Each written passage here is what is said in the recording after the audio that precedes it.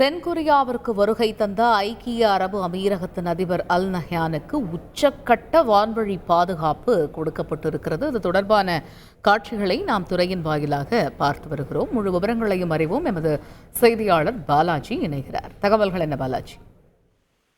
வணக்கம். கொரிய தீபகற்பம் எப்போதுமே ஒரு பதற்றம் நிறைந்த பிராந்தியமாகவே அறியப்படுகிறது. வடகொரியா, தென்கொரியா என இரு தேசங்கள் அங்குள்ள சூழலில் வடகொரியாவின் சமீப கால நடவடிக்கைகளால் தென்கொரியாவை எப்போதுமே தங்களது நாட்டுக்கு வரும் தலைவர்களுக்கான பாதுகாப்பை அதிகரித்து வருகிறது. இரும்பு திரை தேசமாக அறியப்படும் வடகொரியா அதிக அளவில் ஏவுகணை சோதனைகள், அணு ஆயுத சோதனைகள் உள்ளிட்ட பல்வேறு நடவடிக்கையில் ஈடுபட்டு வருவதால் அதை தென்கொரியா எப்போதும் ஒரு அச்சுறுத்தலாகவே கருதுகிறது.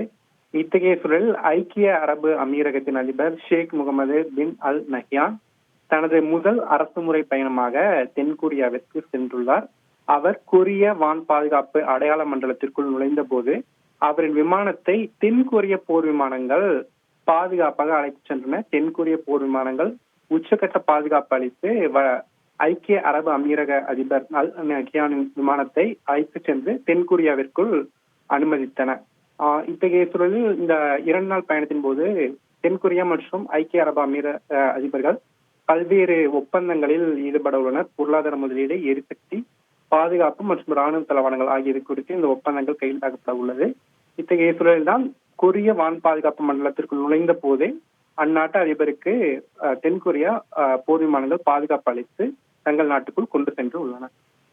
இப்ப இது முதல் அரசு பயணமாக தென்கொரியா சென்றடைந்திருக்கிறார் அல் நஹ்யான். இப்ப இந்த 2 நாள் பயணத்தின் பொழுது பொருளாதார ரீதியாகவும் பிற ரீதியாகவும் முக்கிய ஒப்பந்தங்கள் கையெழுத்தாகும் என்றும் எதிர்பார்க்கப்படுகிறது. அது குறித்த விவரங்கள் உண்டா? குறிப்பாக நாம் பார்த்தோம் என்றால் தென்கொரியா ஒரு ஜனநாயக நாடாக கருதப்படுகிறது. அது மட்டுமின்றி ஒரு அமெரிக்க ஆதரவு நாடாகவும் இருக்கிறது. சமீப காலமாக அமீரகத்தில் உள்ள நாடுகளிடமும் அதிக அளவில் தென்கொரியா உறவை பலப்படுத்தியுள்ளது என்றே கூறலாம். அந்த வகையில் தான் ஐக்கிய அரபு அமீரக அதிபர் தற்போது முதல் முறையாக தென்கொரியா சென்றுள்ளார். இந்த 2 நாள் பயணத்தின் போது பல்வேறு ஒப்பந்தங்களில் இரு நாட்டு அதிபர்களும் கையெழுத்திட உள்ளனர். எரிசக்தி, பாதுகாப்புத்துறை, ராணுவ தளவாடங்கள் உள்ளிட்ட துறைகளில் இரு நாட்டின் உறவையும் பலப்படுத்துவது தொடர்பாக ஆலோசனைகளும் மேற்கொள்ள உள்ளனர். விரிவான விவரங்களை வழங்கியமைக்கு நன்றி பாலாஜி. தென்கொரியாவிற்கு வருகை தந்த ஐக்கிய அரபு அமீரகத்தினுடைய அதிபர் அல் நஹ்யானுக்கு உச்சக்கட்ட வான்வழி பாதுகாப்பு வழங்கப்பட்டு இருக்கிறது. தென்கொரிய போர் விமானங்கள் பாதுகாப்பாக அழைத்து செல்லப்பட்டிருக்கக்கூடிய அந்த காட்சிகளை நாம மீண்டும் ஒரு முறை பார்க்கலாம்.